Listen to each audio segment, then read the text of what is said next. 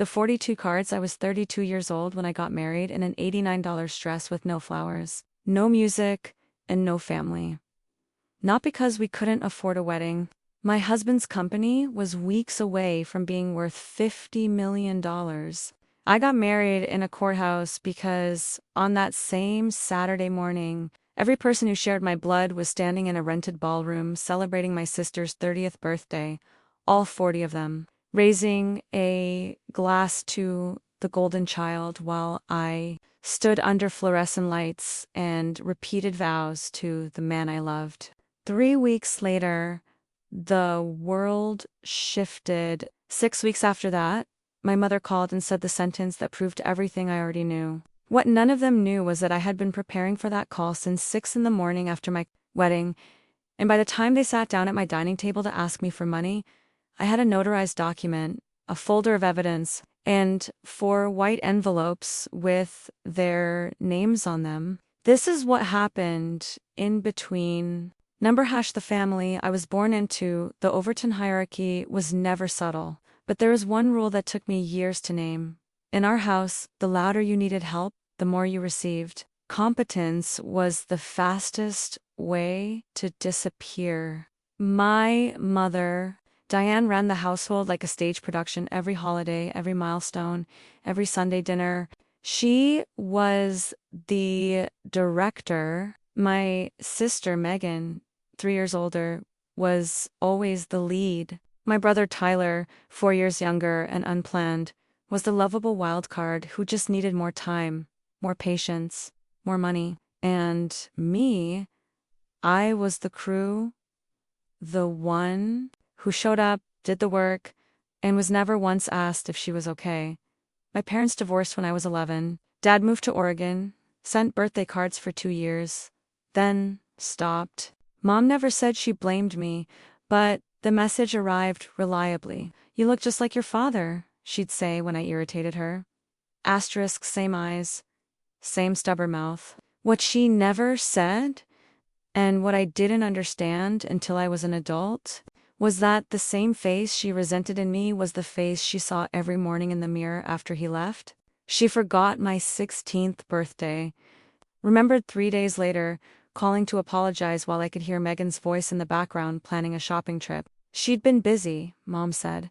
She never forgot Megan's birthday. Not once in 30 years.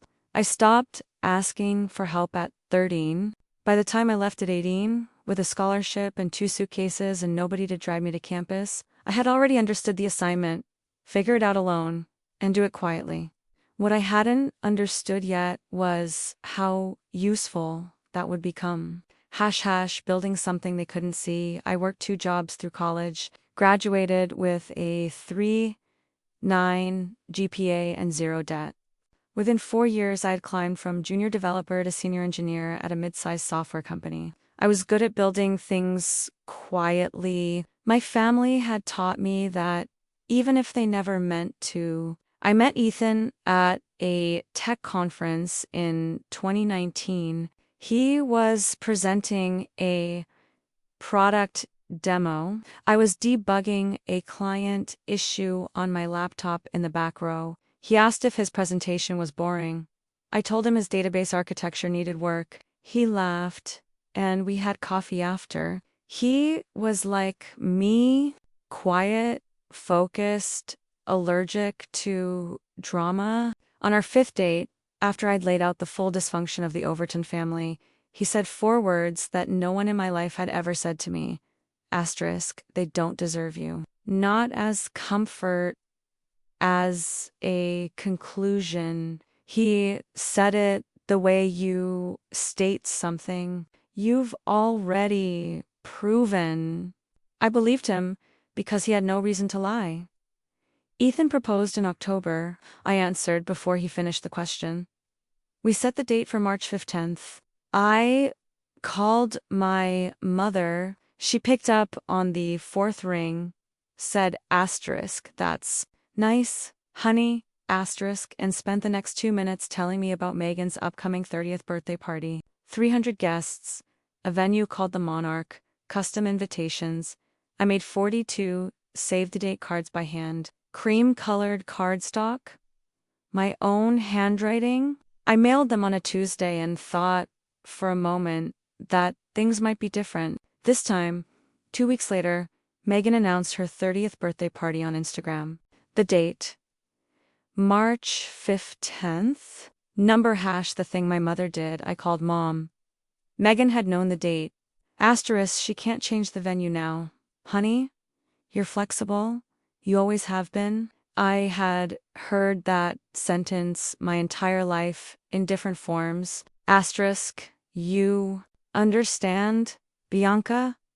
You're the strong one. What it always meant was, asterisk, you're the one we don't have to consider. The RSVPs came back within the week. Every single one declined. 42 envelopes, aunts, uncles, cousins, my grandmother, and not one said yes. I stopped at Cousin Harper's card. Asterisk, Mom said, your wedding was postponed. Are you doing it next month instead? Postponed. I hadn't postponed anything. I called Aunt Linda. Asterisk, who told you my wedding was postponed? A pause. Asterisk, your mother called last week. She said you were pushing the date back because of some scheduling issue. My mother had called every relative individually, personally, and told them the wedding wasn't happening. There is a difference between being second and being deleted. I didn't scream. I set the phone down and looked at the pile. The only RSVP that had come back, yes, was from Rachel, my best friend since college, who hadn't even waited for a card. She'd called the day I told her the date and said, asterisk, I will be there. What should I wear? I put the 42 envelopes in a shoebox and placed it on the top shelf of the closet. Then I opened my laptop and typed a title at the top of a blank document. Asterisk, Declaration of Financial Independence. I didn't know exactly what it would say yet. I just knew it needed to exist. Number 8 minutes, Ethan came home that night and found me on the couch with the pile. He picked up one envelope, read it, set it back. Asterisk, what do you want to do? Not asterisk, cancel it. Not asterisk, I'll handle this. Just the question that mattered. Asterisk, I want to marry you on March 15th. I don't care where. Asterisk, then we marry on March 15th. Around 10, his phone rang. His co-founder, Marcus. When Ethan came back from the bedroom, he looked equal parts exhausted and electric. Asterisk, Marcus says the paperwork is filed. 6 weeks, maybe 7. Asterisk, until what? He smiled, the kind that holds a secret. Asterisk, I'll tell you when it's real. I didn't press him. In a family where words had always meant nothing, I had married a man whose words meant everything. If he said he'd tell me when it was real, he would. March 15th, 7:45 in the morning.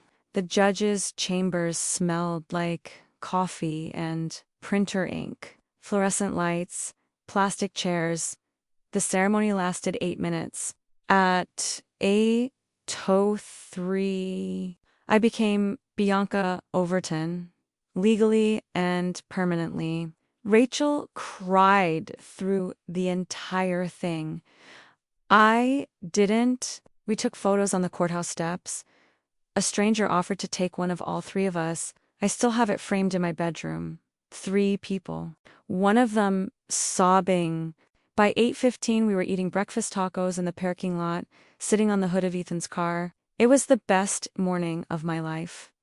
That evening, I checked Instagram. Mom had given a toast at Megan's party.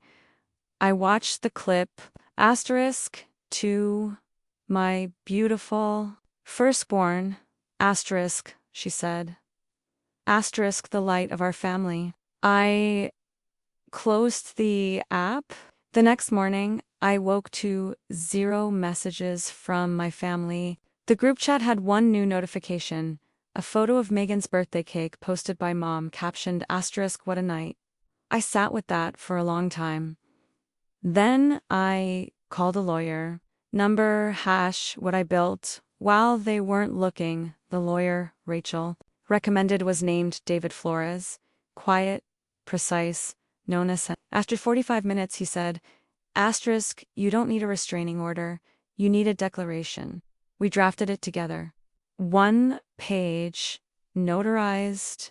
I, Bianca Overton, would not co-sign any loan for any family member, would not provide monetary gifts exceeding $100, would not bail out any debt, would not serve as financial guarantor.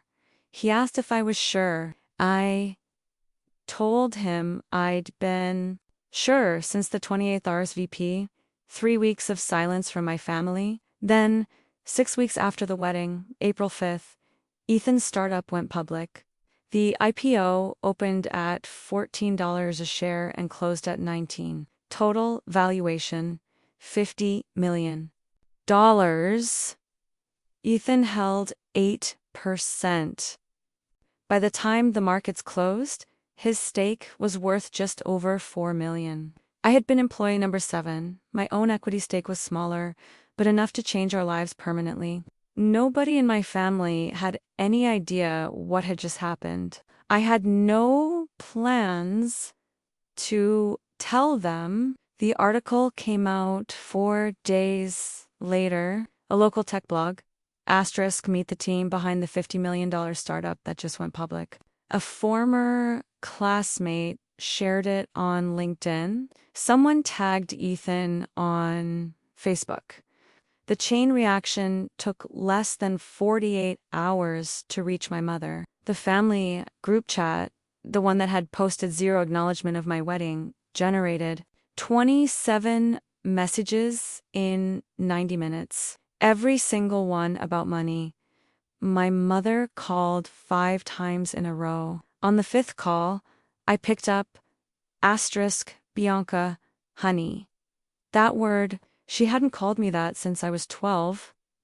Asterisk, how are you? How's married? Life? She skipped past the missed wedding, the way you merge around traffic, didn't mention the RSVPs, didn't mention March 5th, 10th. Went straight to, asterisk, Tyler's been having some financial issues. Can we meet as a family? This weekend, I said, asterisk, I'll send you the new address. Asterisk, new address. Asterisk, you'll see when you get there. What I didn't tell her was that we had closed on a $3.8 million house 11 days after the IPO, or that I had already printed 4 copies of the declaration, or that I had one more thing to show them. Something I'd found online, something Tyler had posted 3 weeks earlier, on the morning of my wedding. A forum post. A gambling forum. Asterisk, my sister just married some tech guy. Once the money hits, I'm golden. Number hash the house they drove to before any furniture arrived. I placed one item in the new house. Our marriage certificate, simple gold frame, hung on the wall just inside the front entryway at eye level, so that anyone walking through the door would see it before they saw anything else. $27, the most loaded piece of paper in a $3.8 million house. Saturday morning, the furniture truck came at 8:15. By 10:30, the house looked lived in. I dressed in a navy blazer and dark pants, the kind of outfit you wear when you want to be taken seriously and nothing else. I placed the 4 white envelopes on the dining table, one at each seat. Then I set Tyler's printed forum post beside my chair. Ethan came downstairs, looked at the table, looked at me, asterisk, want me to stay, asterisk, stay upstairs, I'll call you if I need you. He kissed my forehead and went back up. The doorbell rang at 1:07, 7 minutes late, classic Overton. Mom stood in front in the floral blouse she reserved for occasions she wanted to control. Behind her, Megan in a fitted dress, Tyler in a wrinkled polo, and behind them, someone I hadn't seen in 4 years, my father, hands in his pockets, wearing the expression of a man who'd been dragged somewhere he hadn't requested. I watched their faces as they crossed the threshold. The vaulted ceiling, the stone floor, the living room opening, left, the kitchen right, the 10-seat dining table, the floor-to-ceiling windows. Mom's mouth opened, then closed. Tyler's eyes moved across the room the way someone scans a menu, looking for what he could take. And my father stopped in the entryway. He looked at the wall, at the marriage certificate, at the date, March 5th, 10th. He stared at it for 3 full seconds, then looked away without saying a word. Sit down, I said. Let's talk about what you came here for. Number the ask, Mom had rehearsed this. Family helps family. That's what we've always believed. She folded her hands on the table. Warm voice. Practiced warmth. The kind that is also a weapon. Tyler's been going through a difficult season. Some financial decisions that didn't pan out. The total shortfall is $180,000. And we thought, since things seem to be going so well for you and Ethan, maybe you could help close the gap. She said it without blinking. I picked up my legal pad. What would the money go towards specifically? Getting Tyler back on his feet, clearing his obligations. Obligations to whom? Various creditors. I already knew it was a lie. I set the pen down and let Megan fill the silence. B. I know we haven't been great about things, but Tyler is in real trouble. And I mean, she gestured at the kitchen, the windows, everything. $180,000 is a lot for us. But for you, it's not exactly what. I'm just saying. You married well. Some of us aren't that lucky. The room went quiet. You married well. Some of us aren't that lucky. As though my degree, my decade of work, my 4 years of climbing from junior to senior engineer were an afterthought. As though the equity and the house and the stability had simply happened to me by accident of marriage, not by a decade of decisions made alone. I looked at her. I worked 2 jobs through college. I graduated debt-free. I was employee number 7 at Ethan's company. I wrote code for the product that IPO'd. Lucky is not the word I would use. She had nothing rehearsed for that. I opened the folder. Number what Tyler posted on my wedding day, Before we continue, I want to read something. Tyler posted online 3 weeks ago. Tyler's head snapped up. What? I placed the printout on the table. Forum handle, timestamp, his words. This is from a gambling forum. Dated March 5th, 10th. My wedding day. I read it aloud. My sister just married some tech guy. Once the money hits, I'm golden. Silence. His face went pale. Not embarrassed. Caught. Where did you get that? It doesn't matter where. What matters is that while I was getting married in a courthouse with one friend as a witness, you were on the internet calculating what my marriage was worth to you. Mom reached for the printout. I let her read it. That's out of context. She said, the context is that Tyler owes $180,000 in gambling debts. Not bad investments. Not decisions that didn't pan out. Gambling, online poker, sports betting, a private loan from someone he refers to as D. He has been counting on my husband's money since before the paperwork was even filed. Tyler stood halfway out of his chair. You don't understand the pressure I've been under. Sit down. He sat. I know the full number and the full story, and I know something else. I turned to Dad, who had been sitting at the far end of the table with his arms crossed. wearing the expression he'd worn through my entire childhood. A man who wanted to be anywhere but in the room where things were happening. Asterisk Dad, you left. When I was 11, you didn't come to my high school graduation, my college graduation, or my wedding. And now you're here at my dining table because Tyler needs money and someone thought your presence would add weight to the request. He flinched. I know I haven't been around. Asterisk, I'm not blaming you. I'm stating facts. Then the tears came. Mom folded forward and pressed her hands to her face. These weren't the performative tears I'd seen at holidays when she wanted agreement. These were jagged and low and real. A 58-year-old woman sitting in her daughter's dining room, realizing the math of her life wasn't adding up. I know I wasn't perfect, she said. Asterisk, I know I should have come to the courthouse. I believed the tears. Then she wiped her eyes, looked up, and said, Asterisk, and if you can't do this for Tyler, do it for me. My retirement is gone. If you don't help, I'll have to sell the house. There it was, the pivot from genuine pain to leveraged guilt. The same move she'd been running since I was 12. Her tears were real, but real tears and honest intentions are not the same thing. I stood up, number, hash, the 4 envelopes. I walked to the kitchen island and collected the envelopes, one for each of them, white against the dark wood of the table. Asterisk, open them. I let the silence hold while they read. Then I said, Asterisk, before you finish, I want to say one thing. They looked up.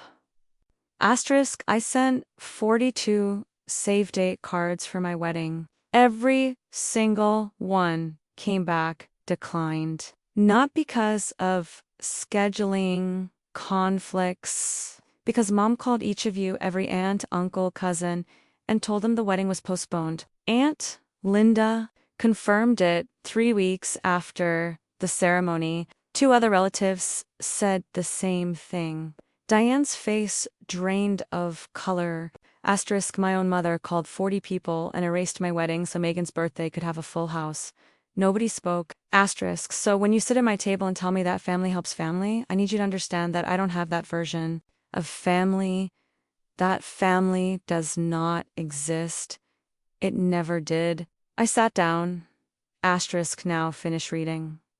The declaration was 1 page. I read it aloud for the room. Asterisk, I, Bianca Overton, will not co-sign any loan for any member of the Overton family, will not provide monetary gifts exceeding $100 per calendar year, will not bail out any debt, consumer, gambling, or otherwise, will not serve as financial guarantor. The notary seal sat in the bottom right corner. My signature in black ink.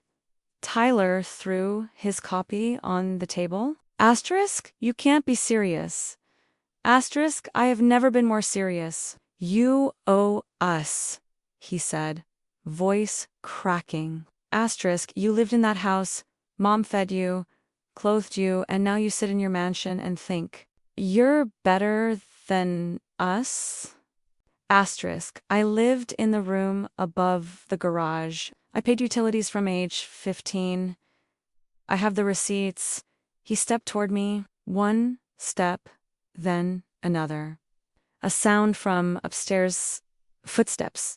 Ethan appeared at the top of the staircase. He didn't come down, didn't speak, just stood at the railing and looked at Tyler. Tyler did the math. He was in someone else's house, asking for money he had no right to, and the man who owned that house was watching every word. He sat back down. He didn't speak again. Megan tried next. Asterisk, you always acted like you were above us. Like being quiet and competent made you better than everyone in the room. Asterisk, I moved out at 18 and paid my own way. That's not above. That's alone. And now you have all this, and you can't even Asterisk finish the sentence? She looked at the table. Asterisk help your own brother. Asterisk I tried to invite my own family to my wedding, Megan. You moved your birthday party to my wedding date. The venue had availability the entire month. I checked. Her face changed. She hadn't expected me to check. For the first time since she'd walked through my door, Megan had nothing to say. Mom was last. Composure restored, posture straight. She invoked the 3 jobs, the sacrifices, the years of keeping every plate spinning. Asterisk this piece of paper. This is how you repay me. Asterisk gratitude is not a blank check, Mom. I gave everything I had to this family. You gave everything to Megan. You gave patience to Tyler. You gave me the expectation that I'd always figure it out alone. And I did. That's not a complaint. That's just what happened. She leaned forward. Asterisk, if you send us away with nothing, I will never speak to you again. The threat she'd held over everyone in her life for decades. Asterisk, you didn't speak to me on my wedding day? Asterisk, I said. Asterisk, you didn't speak to me for 3 weeks after. You spoke to me when you needed money. That threat doesn't carry the weight you think it does. Something moved across her face, real recognition, the kind that arrives before you can stop it. Then she pushed it away. Asterisk, you'll regret this. Asterisk, maybe, but I'll regret it on my own terms. Number hash. After the door closed, Tyler crumpled his envelope into his jacket pocket and slammed the front door hard enough to rattle the windows.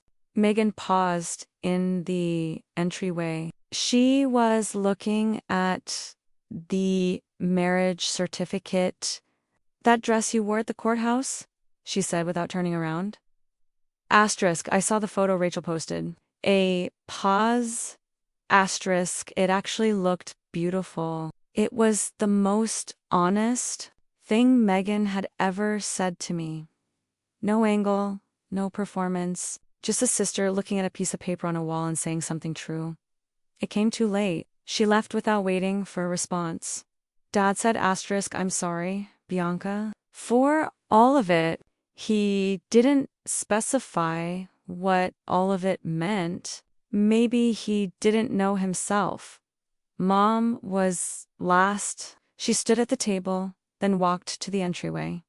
She stopped at the marriage certificate, reached out and touched the edge of the gold frame, stared at my name, Ethan's name, the date. She put her hand down, straightened her blouse, walked out without a word.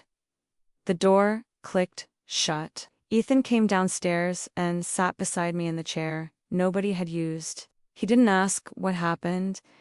He could read it in the room. It's done, I said. He took my hand. I reached into my wallet and pulled out the 40-second save date. The last one, the one I'd kept since March. Cream-colored cardstock, bent at the corners, the ink fading from rubbing against my driver's license. I looked at the small heart I'd drawn beside our names because I had thought that was what you did when you were happy. I folded it in half and slid it inside my own copy of the declaration. Old wound, meet, new boundary. I wrote my name on the front and set it on the table. Asterisk, are you okay? Asterisk, I will be. He believed me because I had never lied to him. Number hash, what happened after 6 months later, Tyler entered a state-funded rehabilitation program. Not because of the family meeting, because a court ordered it after a lender pursued legal action. The program was free. My money was never involved. Mom sold the house in September and downsized. She told the extended family I had turned my back on them during their hardest time. 3 cousins reached out privately, weeks apart, each saying a version of the same thing. Asterisk, I would have come to the courthouse if I'd known it wasn't postponed. I thanked them and said nothing more. Megan texted once in October, 6 words, asterisk, I shouldn't have moved the party. I read it. I didn't respond. Dad sent a birthday card in November. Just a card. Asterisk, happy birthday. Bianca, I hope you're well. The first in 20 years. I kept it. Ethan and I settled into the house. Rachel came for dinner on Fridays. We adopted a terrier named Biscuit who destroyed 2 couch cushions in his first week. The family group chat still lives on my phone. I never unmuted it. I never deleted it. I just stopped opening it. The marriage certificate still hangs in the entryway. Most mornings I walk past it without noticing. That feels exactly right. What my mother taught me. People ask if I regret it. The courthouse, the letter, not writing the check. I don't. My mother taught me one true thing, even though she never meant to. She said it the day I called to tell her Megan had taken my wedding date. She said it like a fact about the kind of person I was and would always be. Asterisk, you're flexible. Bianca, you always have been. She was right. I was flexible enough to leave home at 18 with nothing and build something real. Flexible enough to get married in a courthouse in an $89 dress with 1 witness and feel no shame about any of it. Flexible enough to sit across from 4 people who had erased my wedding and hand them each a document that said, in notarized legal language, that I was done. Walking away wasn't cruelty. It wasn't revenge. It wasn't bitterness.